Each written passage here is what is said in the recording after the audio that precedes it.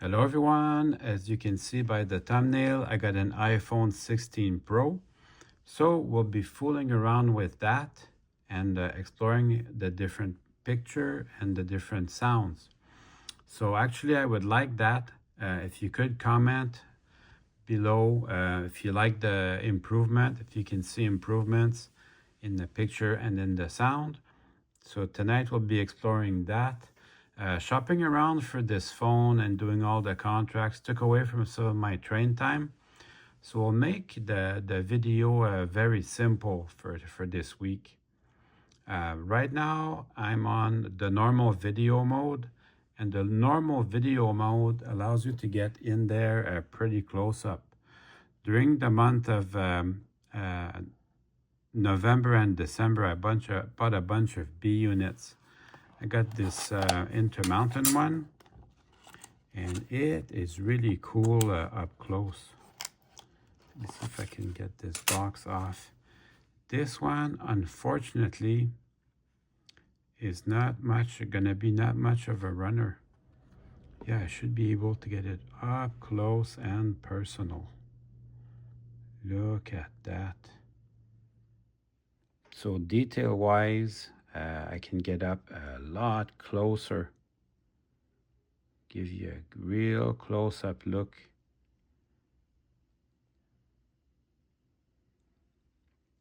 More better than what I could do before, and this is N scale. So I bought these B-Units so that they could be used for parts mostly. Maybe I get a nice A-Unit shell at a later date. This one, for example, it's got it's a Kato, so a Kato is always nice. The coupler is broken here, but I can fix that. So Kato is always nice. I got a bunch of lifelike FB1s, and these, such as this one, drive seems to be in good shape, but the couplers are missing. And then I got another one that has the couplers, but it's missing the two trucks. But it looks like all the drive systems there, the motor and the worm gears. And this one is missing the top here, the little grill at the top, but it's got its couplers and the two trucks. So I should be able to use them for parts or to make a good unit out of it. So let's work on this Kato one for today. It's got some damage at the front here. Will it focus on the front? Yes, it will. So I think we'll be working on that today. Do you guys remember how to remove the shell on these? It's just held together with the porthole windows. It also features a cinematic camera, which allows you to move the focus back and forth. So that's kind of cool.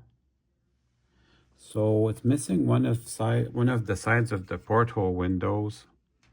So I can just use two toothpicks and just pull it down, and that should come right out. Easy breezy, Japanesey. So yeah, cinematic modes allows you to keep the front in focus. So it's missing side of the porthole windows, but that's okay. I've got the one side that's going to hold it together. I got two ladders that are broken here and a little bit of the roof there. Just wanted to show you up close. And this the roof seems to be okay, but this roof is damaged.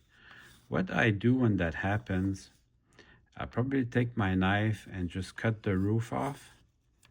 And then I'll just paint the white plastic that's exposed. I'll just paint that black, or I'll take the time to make an extra little bit of Brunswick green.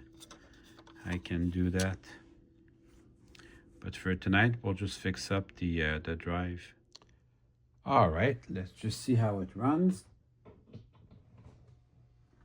start up my power pack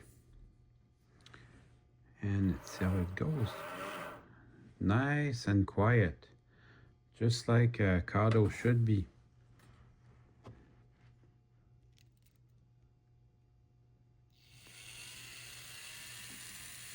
Even have too much power, but yeah, runs nice and quiet, just like a Kato should be. I have to replace the couplers. This, unfortunately, somebody put micro trains conversion kit on this, so I'll have to see if I got some micro trains couplers, or if I don't, I've got some extra couplers I can use, so that's no problem. So let's just disassemble this. Let's just start by removing the fuel tank. It's nice that they made two different sizes of pins. You cannot put it on backwards, so that's good. Makes it easy for everybody. So if this was an A unit, you would have to remove the little headlight and the little, I guess you could call it a cab interior, but it's more like a light shade. So you would have to remove that. Now we'll just remove this first tab down here. And then the two screws, and it will let the trucks fall out. This unit, it seems to have a lot of lubrication, so that won't be a problem. So I just loosened them, but not all the way. They let my trucks, they give me enough space to let my trucks go. I think I will disassemble it fully though, because I want to have a look at what's inside. But this is how I put them back together. I will just give them enough room to wiggle, and then that will be, I will be happy with that. Now this is the old drive that does not have the DCC compatibility, and I'm okay with that. I run them like that. This is the cinematic camera. I'm still getting used to that. There we go. That's much better. I'm just gonna push the screw through, and then that's good. Make sure that that's in focus for you guys. Then once you have the screws out, you can pull the two frame halves apart. That's actually much better quality than the Intermountain. The Intermountain is a crumbler. I don't know if the frame's any good on that. So you have these two spacers here. Make sure you keep track of these. You don't want to lose them. This is very clean, and it looks to be very lubricated. I don't think I'm going to do anything to that since it ran well. Also take note, these two engine mounts. This is your engine cradle, the two green parts. So make sure that they're exactly in their space. Otherwise, it's going to make some noise. But this looks perfect. I won't spend too much time on this. Back in the day, these were the best. And I'm going to say even 30 years later, they are still really good. Yeah, so that's that thing's story. It got broken couplers, and whoever owned this put this up for sale on eBay. So I'm kind of glad I picked it up. This is a nice unit. Definitely worth the price of a couple of couplers. Of course it wasn't free, but for what I paid for it, I'm pretty happy.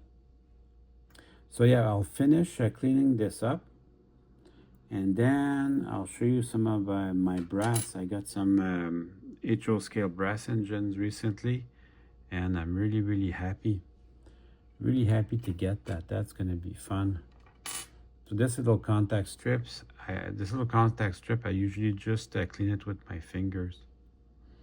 I've had it where the engine would run without it, but that's not ideal. There are also settings for sound, but that is like way advanced for me. I'll take a look at it as I go down the road, but there's a lot of settings in this phone. Just get the wheels squeaky clean. They weren't really dirty to begin with, but since I have them in my hand, may as well. So let's just take a look at that broken coupler.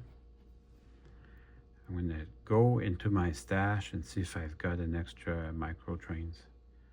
Look at that, I found some ready to go, so I'll go ahead and install that right away. So let's put this back together.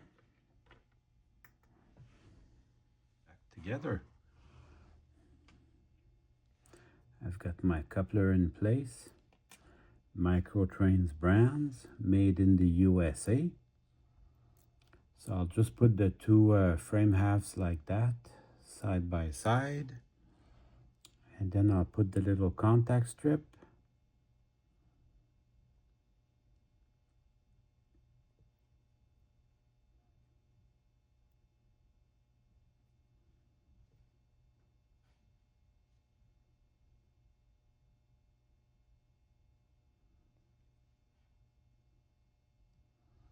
And then I'll put the two axles.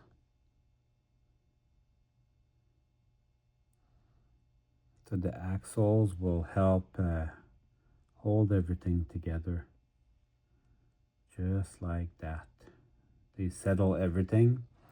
And then I'll just bring my little side frames. I start on one end. And then I have them slide in to where they go. And once you get them, they go pretty easy. This one's going to need maybe a little bit of extra help, but it can be done. And then I'll test them with my finger just to be sure. They seem to run pretty smooth. What I do though is I'll go back and double check that little contact strip rides on its two pins where it should be. This new camera is dynamite.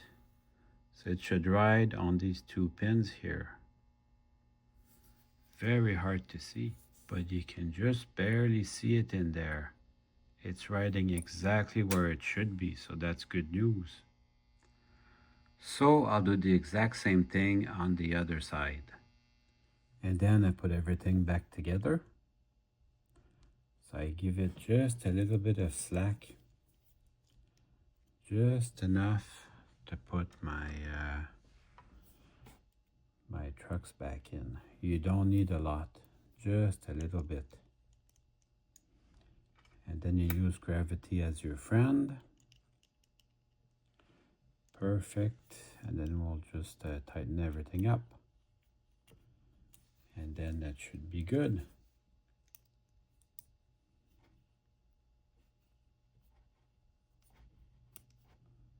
Thought that wasn't so hard now, was it? Got the two couplers back. And then a final test on the bench. Runs nice and quiet. So let's go test it on the track. That's the real test. The sound is provided by a machine called the Kato sound box. I'm experimenting with the cinematic camera just to see how much I like that. Honestly, I don't hate it. So let's see how it runs.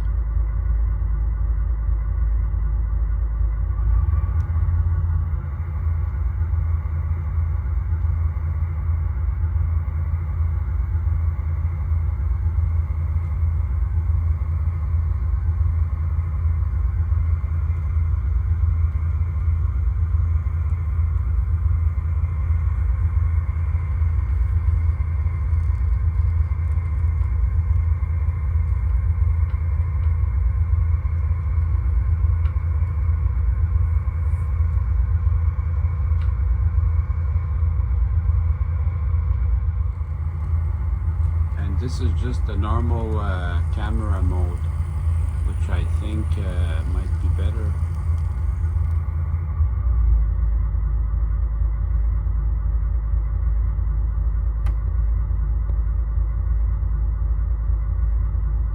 So do the same shot, but with the just the normal movie camera.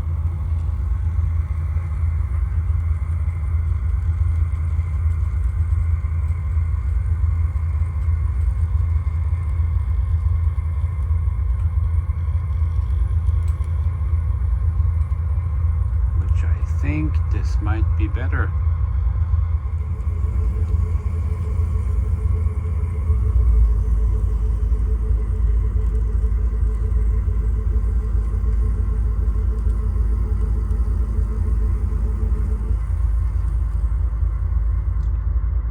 Runs great.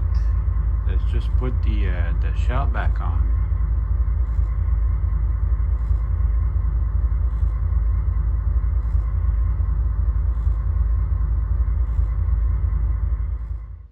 Well, that is good news. Hey, which way is the front of these? So you can see the dynamic brake and all the cooling fans. And there's room for a steam generator here. So the front of it goes this way. Oh, and don't forget, I have that little plate here, this little block of plate. Just for under the locomotive so you don't see anything. It just makes the locomotive look better. However, you have to be able to see what you're doing to put it back. So I'm going to take my time and do it right. That's important. If something's worth doing, it's worth doing right. So I got the front, and that should go in there nice and easy. Just a little bit of water because I did clean it. Perfect. So I'm gonna go run this for a little bit. And now it's time to run some trains. Found a nice A unit to go with it. So we can go ahead and enjoy ourselves.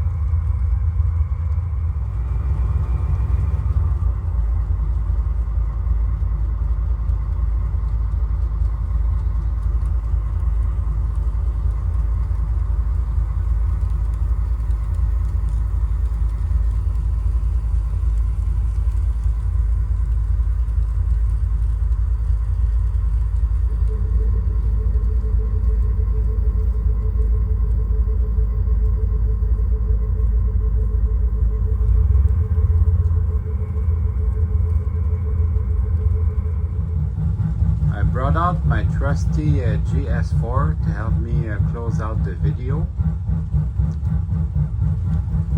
Well, I hope you enjoyed the video.